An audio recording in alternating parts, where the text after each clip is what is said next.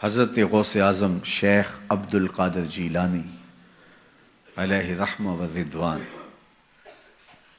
آپ سفر پہ جاتے ہیں تو ڈاکو پڑتے ہیں، سب کی تلاشی ہوتی ہے۔ آپ چونکہ کم عمر تھے تو سرسری سی تلاشی لے کے آگے آپ کو بھیجنے لگتا ہے ڈاکو، تو ساتھی پوچھتا ہے تمہارے پاس کچھ نہیں؟ کہا نہیں، میرے پاس 40 درہم ہے۔ تو وہ رک گیا، کہاں ہے؟ کہاں یہ آستین میں سیے ہوئے۔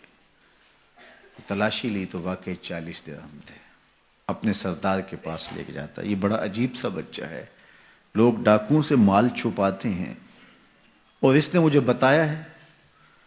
تو وہ بھی حیرت زدہ ہو کے پوچھتا ہے یہ کیا کہانی ہے؟ لوگ تو ڈاکوؤں سے مال چھپاتے ہیں اور تمہاری تلاشی ہو گئی تھی، تمہیں آگے بھیجتے بھیجتے اس نے پوچھ لیا تمہارے پاس بھی کچھ ہے، تو تم نے بتا دیا 40 درہم میں، تم خاموش رہتے یا کہتے نہیں میرے پاس کچھ نہیں ہے؟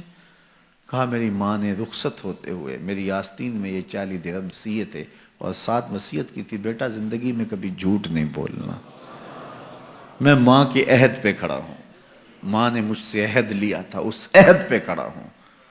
اللہ اکبر!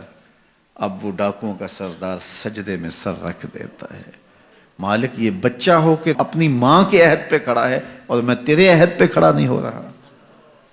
حضرت غوث اعظم کے ہاتھ پہ سب سے پہلے توبہ کرنے والے یہ ڈاکو لوگ تھے۔ جب آپ سچ بولتے ہیں تو اللہ اس سچ کی برکت سے نور دلوں میں پیدا کرتا ہے۔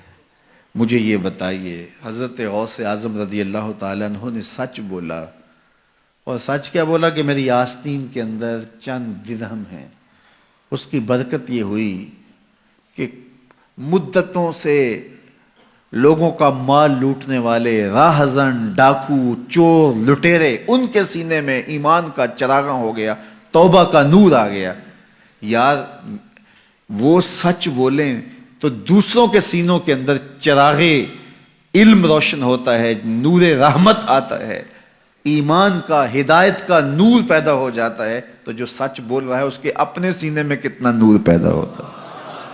یہ تو ان کی برکت سے دوسروں کے سینے میں نور پیدا ہوا، ان کے سچ کی برکت سے ایسا نور پھیلا کہ جو اطراف میں کھڑے تھے وہ بھی محروم نہ رہے۔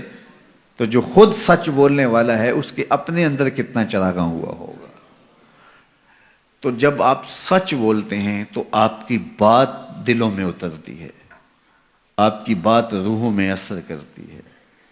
آپ جانتے ہیں میرے اور آپ کے آقا و مولا لوگوں کو تبلیغ بعد میں کرنا شروع کی، صادق اور امین حضور کو پہلے لوگ کہتے تھے۔